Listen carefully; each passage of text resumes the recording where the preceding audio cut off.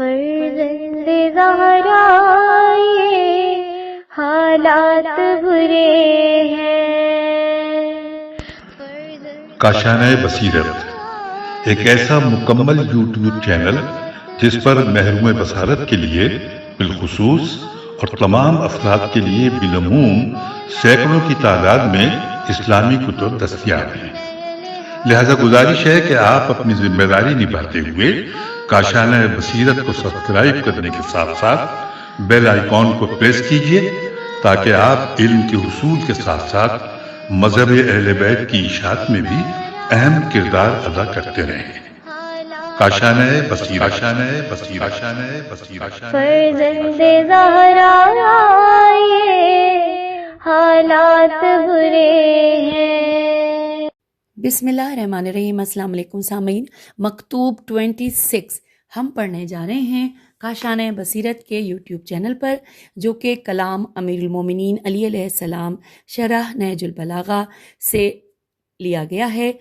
شرح نہج البلاغہ جس کی تالیف آیت اللہ ناصر مکارم شیرازی، ترجمہ زیر نگرانی مولانا سید شہنشاہ حسین نقوی،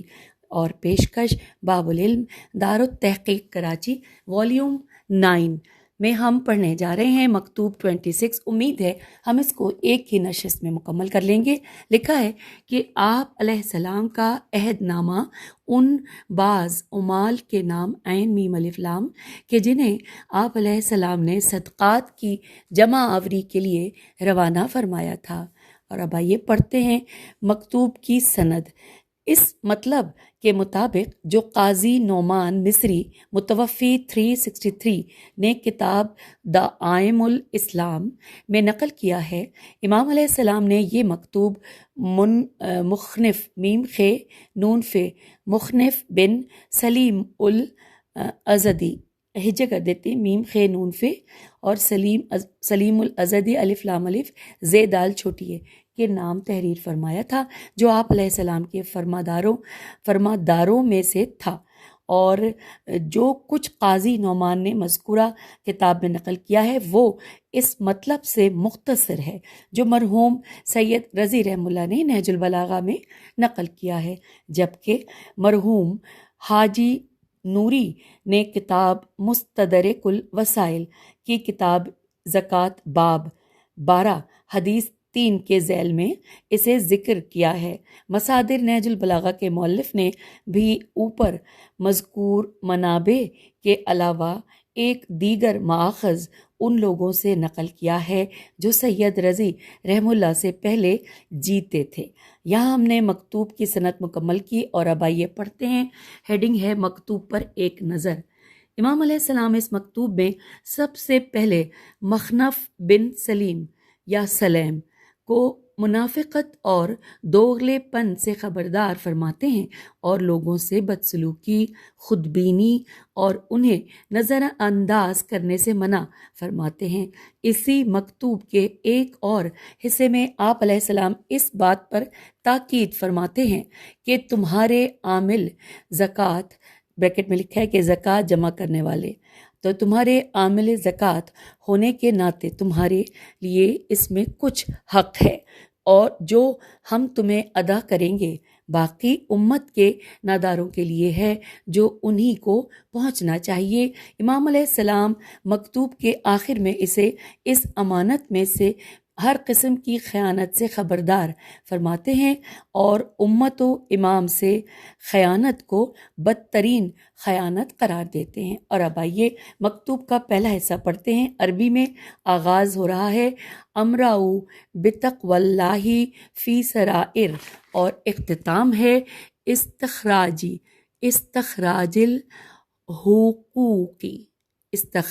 الحقوقی، اور ترجمہ کہ میں انہیں حکم دیتا ہوں کہ اپنے پوشیدہ امور اور مخفی اعمال میں بھی اللہ سے ڈرتے رہیں، جہاں اس کے علاوہ کوئی دوسرا گواہ اور نگران نہیں ہوتا ہے، اور خبردار ایسا نہ ہو کہ ظاہری معاملات میں خدا کی اطاعت کریں اور مخفی مسائل میں ان کی مخالفت کریں، اس لیے کہ جس کے ظاہر و باطن اور فعل و قول میں اختلاف نہیں ہوتا ہے وہی امانت الہی کا ادا کرنے والا اور عبادت الہی میں مخلص ہوتا ہے۔ اور پھر حکم دیتا ہوں کہ خبردار لوگوں سے برے طریقے سے پیش نہ آئیں اور انہیں پریشان نہ کریں اور نہ ان سے اظہار اقتدار کے لیے کنارہ کشی کریں کہ بہرحال یہ سب بھی دینی بھائی ہیں اور حقوق کی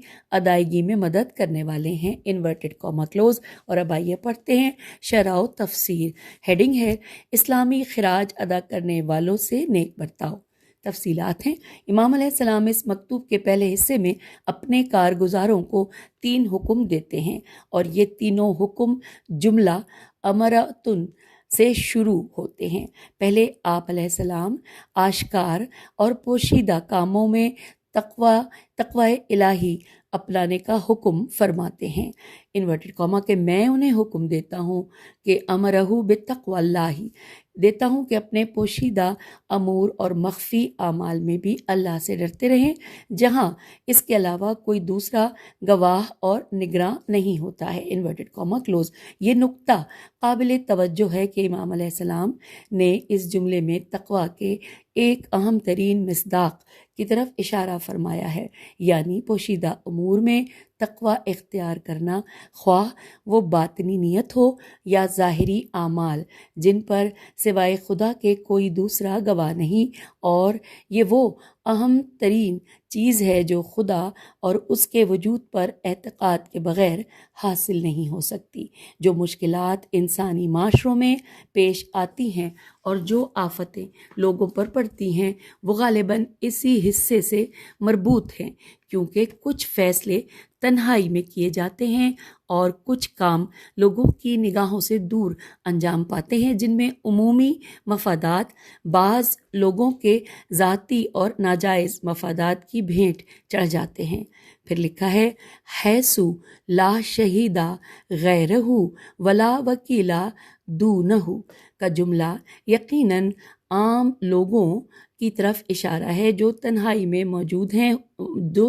میں موجود نہیں ہوتے، لیکن جو فرشتے انسان کے اعمال کو لکھنے پر مامور ہیں، ہر وقت اور ہر کام پر اس کے ساتھ ساتھ ہیں اور اس کے اعمال کی نگرانی کر رہے ہیں۔ سب سے بڑھ کر ذات پروردگار ہر جگہ موجود ہے اور بندوں کی کوئی بھی چیز اس سے پوشیدہ نہیں۔ اس کے بعد امام علیہ السلام دوسرا حکم جاری کرتے ہوئے فرماتے ہیں کہ اور خبردار ایسا نہ ہو کہ ظاہری معاملات میں خدا کی اطاعت کریں اور مخفی مسائل میں اس کی مخالفت کریں، انورٹڈ کاما کلوز، یعنی انسان کو اپنا ظاہر و باطن ایک جیسا رکھنا چاہیے، کیونکہ باطن و ظاہر اور خلوت و جلوت کا اختلاف نفاق کے روشن مصادیق میں سے ہے، جبکہ مسلمان نفاق سے دور ہوتا ہے۔ پھر امام علیہ السلام ایک اور تعبیر بیان فرماتے ہیں جو در حقیقت گزشتہ حکم کے لیے دلیل ہے، انورٹڈ کاما،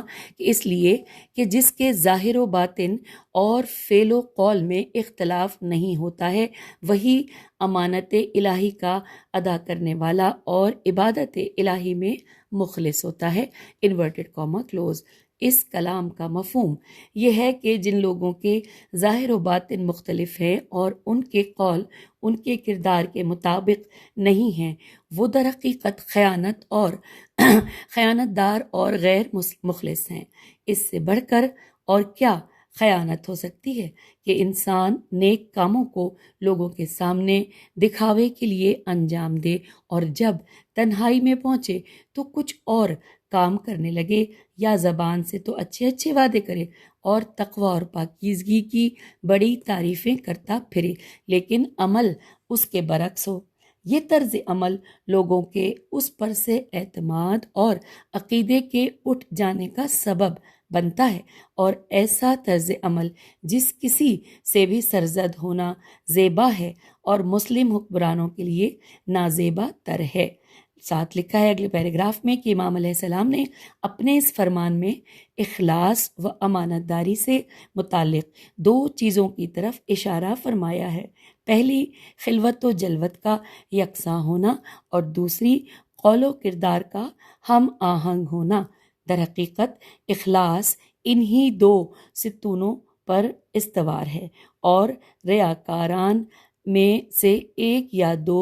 نہیں ریاکار ان میں سے ایک یا دونوں کو ہاتھ سے گنوا دیتا ہے۔ آگے چلتے ہیں، لکھا ہے البتہ اس اصل کی رعایت دوسروں سے کہیں زیادہ بیت المال کے ذمہ داروں کے لیے اہمیت رکھتی ہے، جنہیں امین اور دیانتدار ہونا چاہیے۔ رسول خدا صلی اللہ علیہ وآلہ وسلم کی ایک حدیث میں ارشاد ہوتا ہے انورٹڈ کاما جس کا باطن اس کے ظاہر کی مخالف ہو وہ منافق ہے، خواہ وہ جو بھی ہو اور کہیں بھی ہو اور جس سرزمین پر ہو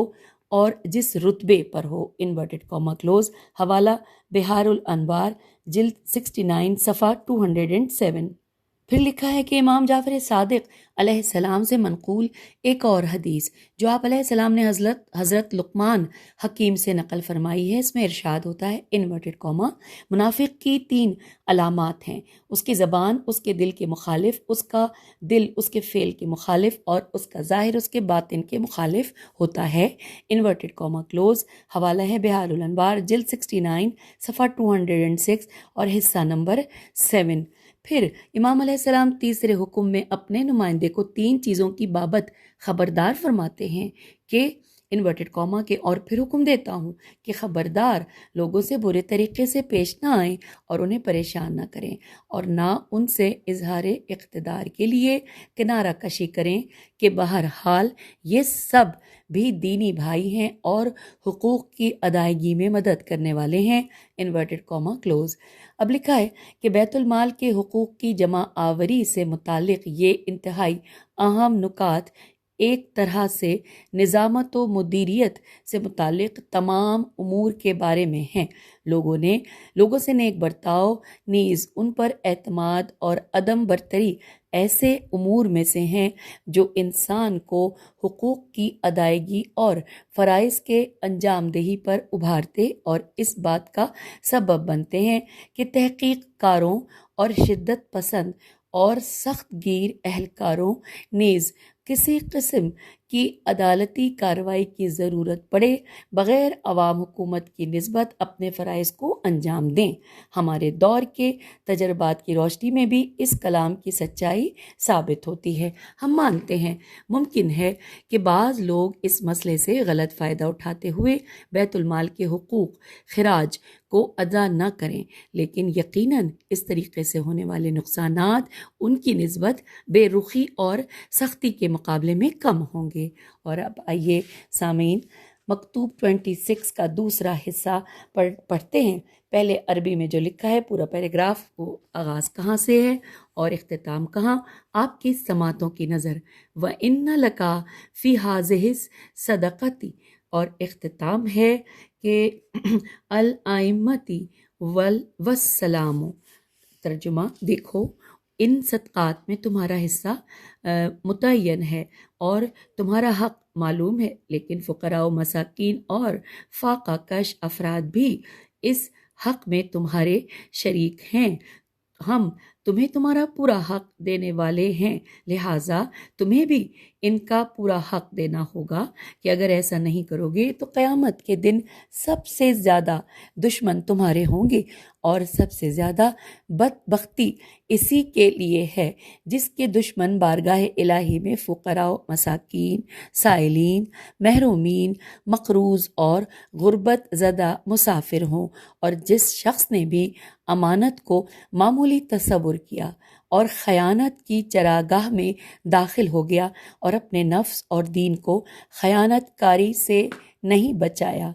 اس نے دین میں بھی اپنے کو ذلت اور رسوائی کی منزل میں اتار دیا، اور آخرت میں تو ذلت و رسوائی اس سے بھی زیادہ ہے۔ اور یاد رکھو کہ بدترین خیانت امت کے ساتھ خیانت ہے، اور بدترین فریب کاری سربراہ دین کے ساتھ فریب کاری کا برتاؤ ہے۔ Inverted comma close. یہاں پہ یہ ترجمہ مکمل ہوا دوسرے حصے کا، اور اب پڑھتے ہیں شرح و تفسیر۔ ہیڈنگ ہے ایسا کام کرو کہ قیامت میں نادار تمہاری شکایت نہ کریں۔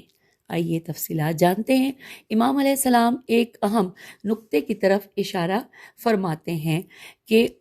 جو کہ آپ علیہ السلام کے گزشتہ کلام کے لیے دلیل بھی ہو سکتا ہے، اور وہ یہ کہ امام علیہ السلام کے کارگزاروں کو یہ حقیقت نہیں بھولنی چاہیے کہ ان کے لیے زکوٰۃ جمع کرنے والے کی حیثیت سے صرف ایک متعین حصہ ہے اور دیگر زکوٰۃ کے حقدار ان کے شریک ہیں، لہٰذا اگر ان کے حق کی رعایت نہ کی گئی تو قیامت میں بہت برے انجام کا سامنا ہوگا۔ آپ علیہ السلام اسی مطلب کی طرف اشارہ کرتے ہوئے فرماتے ہیں کہ دیکھو، ان صدقات میں تمہارا حصہ متعین ہے اور تمہارا حق معلوم ہے، لیکن فقراء و مساکین اور فاقہ کش افراد بھی اس حق میں تمہارے شریک ہیں۔ ہم تمہیں تمہارا پورا حق دینے والے ہیں، لہٰذا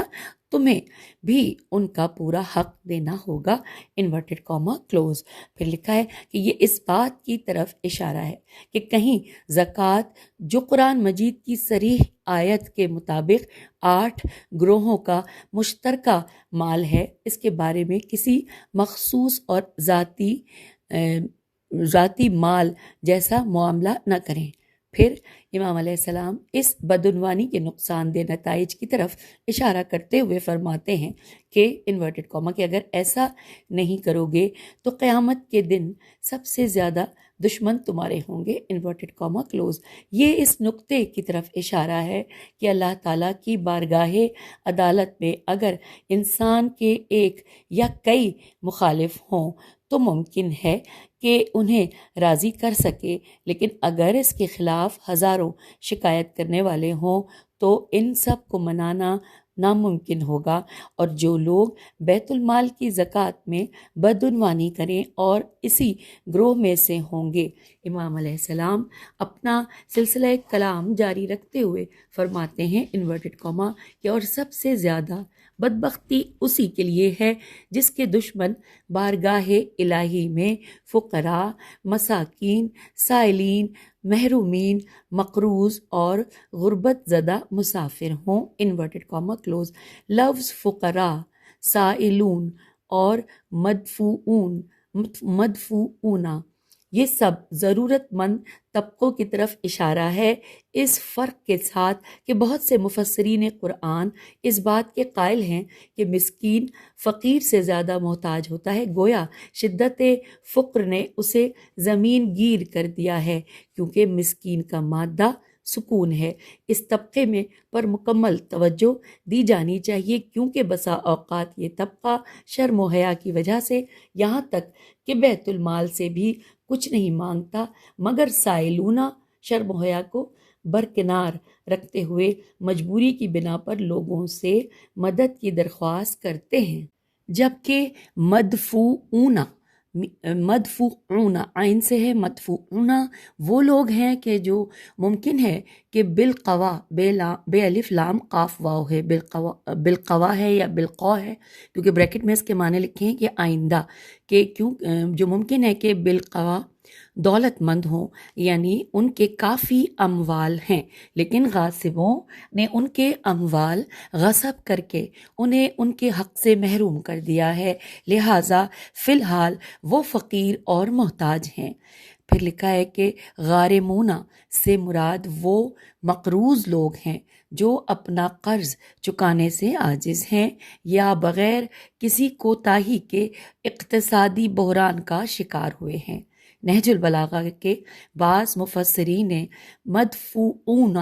کو فی سبیل اللہ جو زکوٰۃ کے مصارف میں سے شمار ہوا ہے اس کے برابر جانا ہے، اور وہ اس اعتبار سے کہ انہیں زکوٰۃ کے ذریعے الہی کاموں کے لیے آمادہ کیا جاتا ہے، جبکہ سائلونہ کو فر رقاب، فے چھٹی ہے، الف لام رے پہ تجدید ہے اور قاف الف بے، فر رقاب بریکٹ میں لکھا ہے کہ وہ غلام جو رنج و مشقت میں ہیں، بریکٹ کلوز، تو فر رقاب کے مساوی جانا ہے، اس اعتبار سے کہ یہ غلامی سے آزادی کے خواہاں ہیں۔ پھر لکھا ہے کہ یوں زکوٰۃ کے 8 مصارف میں سے 6 یہاں ذکر ہوئے، جبکہ ایک عاملون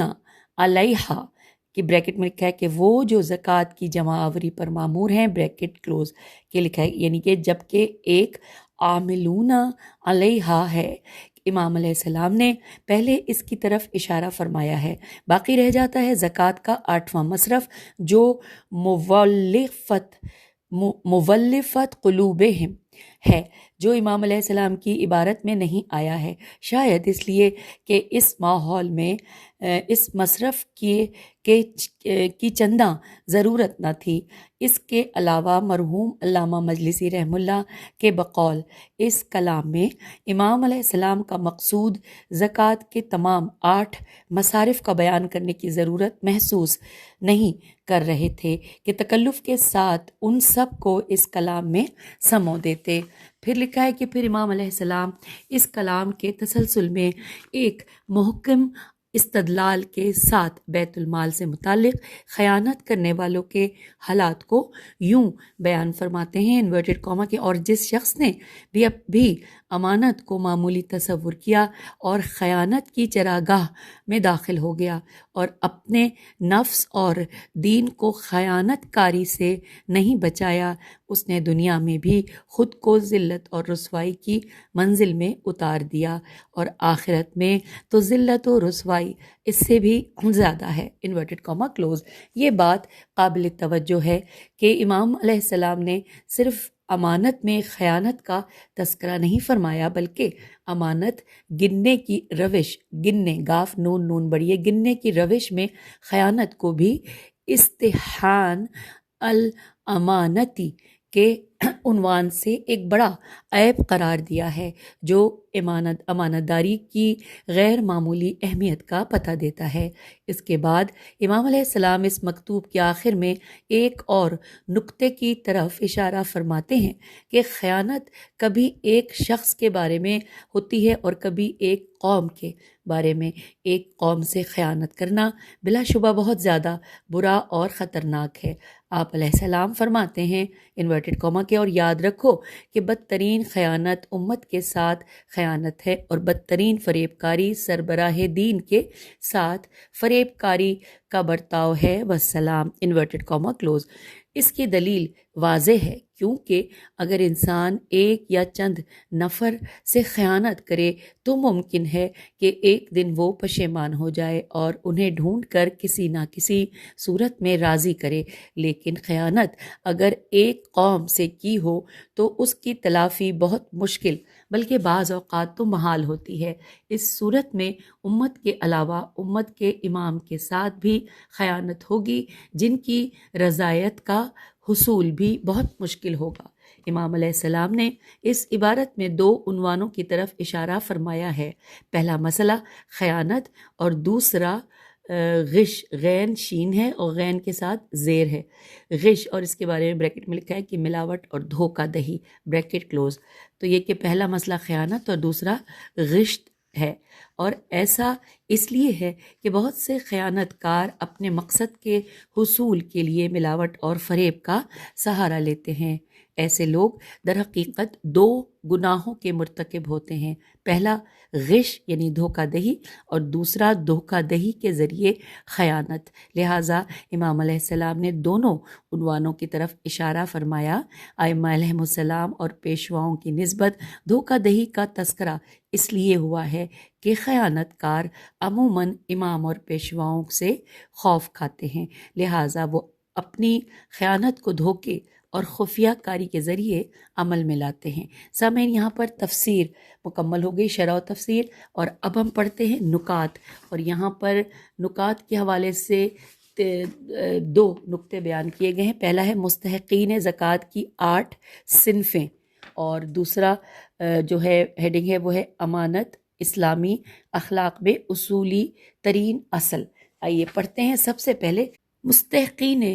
زکوٰۃ کی 8 صنفیں۔ لکھا ہے قرآن مجید میں سورہ توبہ کی آیت نمبر 60 میں زکوٰۃ کے 8 مصرف بیان ہوئے ہیں، چنانچہ ارشاد ہوتا ہے، ترجمہ: خیرات تو بس خاص فقیروں کا حق ہے اور محتاجوں کا، اور اس زکوٰۃ وغیرہ کے کارندوں کا، اور جن کی تالیف قلب تالیف قلب کی گئی ہے ان کا، اور جن کی گردنوں میں غلامی کا پھندا پڑا ہے ان کا، اور قرض داروں کا جو خود سے ادا نہیں کر سکتے، اور خدا کی راہ جہاد میں اور پردیسیوں کی کفالت میں خرچ کرنا چاہیے۔ یہ حقوق خدا کی طرف سے مقرر کیے ہوئے ہیں، اور خدا بڑا واقف کار حکمت والا ہے۔ یہ ہم نے سورہ توبہ آیت نمبر 60 کا ترجمہ یہاں پر جو لکھا ہے پڑھا۔ آگے چلتے ہیں، لکھا ہے پہلے نیاز مندوں کا ذکر ہے جو فقراء و مساکین اور ان غلاموں کا احاطہ کرتا ہے جو مشقت میں ہیں، اور نیز ان مقروض اور نقصان اٹھانے والوں کا احاطہ کرتا ہے جو بغیر کسی کوتاہی کے درماندہ اور لاچار ہوئے ہیں۔ ان 5 گروہوں میں سے ایک کسی جہد سے ضرورت مند ہیں، بعض گزر بسر، خوراک، لباس اور گھر کے حوالے سے، بعض قرض چکانے کے حوالے سے، اور بعض سفر میں اپنے مال و اسباب کے ہاتھ سے گنوا دینے اور غربت میں رہ جانے کے سبب اگرچہ اپنے وطن میں امیر ہوں، اور بعض غلامی سے آزادی کے لیے ضرورت مند ہوتے ہیں۔ لوگوں کا دوسرا گروہ ان افراد کا ہے جو زکوٰۃ کی جمع آوری، اس کی حفاظت اور ان رقوم کی بیت المال میں منتقلی کے لیے تکلیف اٹھاتے ہیں۔ ان کے لیے ان کے کام کی اجرت مثل دی جانی چاہیے۔ الف جیم ریتے اجرت، اور اس کے ساتھ زیر ہے، اجرت مثل میم سے لام دی جانی چاہیے۔ تیسرا گروہ مسلمانوں کے عمومی مصالح پر مشتمل ہے، جیسے جہاد، مساجد، تعمیر مدارس اور تبلیغ کے اخراجات، نیز وہ مخارج جو غیر مسلمانوں کو ان کے قلوب کو متاثر کرنے اور حصول محبت کے لیے بطور امداد دیے جاتے ہیں۔ یہ 3 گروہ قرآن مجید میں 8 مصارف کی صورت میں ذکر ہوئے ہیں جو در حقیقت اسلامی معاشرے کی تمام ضروریات پر محیط ہیں۔ اگر زکوٰۃ اور خمس صحیح معنوں میں ادا کر دیا جائے تو مالی مشکلات کا ایک بڑا حصہ حل ہو جائے گا۔ چنانچہ روایات میں آیا ہے کہ امام جعفر صادق علیہ السلام نے فرمایا انورٹڈ کاما اگر سبھی لوگ اپنے اموال کی زکوٰۃ ادا کر دیں تو کوئی بھی مسلمان فقیر اور محتاج نہیں رہے گا، اور لوگ صرف دولت مندوں کے گناہوں کے سبب فقیر، محتاج، بھوکے اور برہنہ ہوتے ہیں۔ Inverted comma close. حوالہ وسائل الشیعہ جلد نمبر 6 صفحہ نمبر 4 باب نمبر 1 حصہ نمبر 6 ابواب زکوٰۃ۔ اور اب آئیے ہیڈنگ نمبر 2 دوسرا نقطہ، ہیڈنگ ہے امانت اسلامی اخلاق میں اصولی ترین اصل۔ آئیے پڑھتے ہیں۔ تفصیلات کچھ یوں ہیں کہ امانت داری اور حق گوئی دینی تعلیمات میں سے 2 انتہائی اہم اصل ہیں جن کے بارے میں نہ صرف قرآن مجید میں بلکہ اسلامی روایات میں بھی وسیع پیمانے پر تاکید کی گئی ہے، بلکہ یہ تمام انبیاء علیہم السلام کی تعلیمات کی اساسی ترین تعلیم ہے۔ اساسی الف سین چھوٹی ہے، اساسی ترین تعلیم ہے۔ امام جعفر صادق علیہ السلام کی ایک اور حدیث میں ارشاد ہوتا ہے، ترجمہ انورٹڈ کاما، خداوند عالم نے جتنے بھی نبی علیہ السلام بھیجے انہیں نیکوکار اور فاسق یعنی دونوں کے ساتھ حق گوئی اور امانت داری کی تاکید فرمائی ہے۔ Inverted comma close. حوالہ ہے اصول کافی جلد نمبر 2 صفحہ نمبر 104 اور حصہ نمبر 1۔ پھر لکھا ہے کہ یہ 2 کام اس قدر اہمیت کے حامل ہیں کہ ایمان کی بنیادی نشانیوں میں قرار دیے گئے ہیں۔ چنانچہ رسول خدا صلی اللہ علیہ وآلہ وسلم فرماتے ہیں انورٹڈ کاما ترجمہ کہ لوگوں کی نماز، روزے، حج، انفاق اور راتوں کی عبادات میں ان کے شور شرابے کی طرف نہ دیکھو بلکہ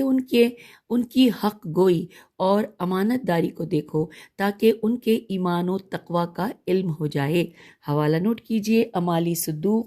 صفحہ نمبر 300 اور حصہ نمبر 6۔ آگے چلتے ہیں۔ ایک اور حدیث میں امام جعفر صادق علیہ السلام فرما رہے ہیں انورٹڈ کاما ترجمہ لوگوں کی نماز اور روزے سے دھوکہ نہ کھانا، کیونکہ ممکن ہے کہ بعض لوگوں کو نماز اور روزے سے ایسا شغف ہو جائے کہ اگر اسے ترک کریں تو وحشت کرنے لگیں، بلکہ انہیں حق گوئی اور امانت داری کے ذریعے آزما لو۔ Inverted comma close. حوالہ ہے اصول کافی، جلد نمبر 2 صفحہ نمبر 104 اور حصہ نمبر 2۔ اب لکھا ہے کہ اتنی ساری تاکیدوں کی دلیل بھی واضح و روشن ہے، کیونکہ اسلامی معاشرے کا اہم ترین سرمایہ افراد کا ایک دوسرے پر بھروسہ ہے۔ اگر ایک دوسرے پر اعتماد اور بھروسہ نہ کیا جائے تو ایک دوسرے سے تعاون کا جذبہ ختم ہو کر رہ جائے گا۔ پھر یہ کہ اعتماد و بھروسے کا عظیم سرمایہ اسی صورت میں محفوظ ہوگا کہ معاشرے میں اصل امانت و صداقت رائج ہو، کیونکہ خیانت اور جھوٹ سے اعتماد کا عظیم محل ڈھہ جائے گا اور انسانی معاشرہ ایک ہولناک صحرا کی صورت اختیار کر جائے گا جہاں کوئی جائے پناہ نہ ہو۔ سب سے سنگین اور بڑی خیانت، جیسا کہ امام علیہ السلام نے اس مکتوب میں اشارہ فرمایا، امت، بیت المال اور حکومت اسلامی کے ساتھ کی جانے والی خیانت ہے، کیونکہ اس کے منفی اثرات انفرادی خیانت کے مقابلے میں بہت زیادہ ہیں۔ سامعین، مکتوب 27 کی شرح مکمل ہوئی۔ اجازت دیجیے، خدا حافظ، فی امان اللہ۔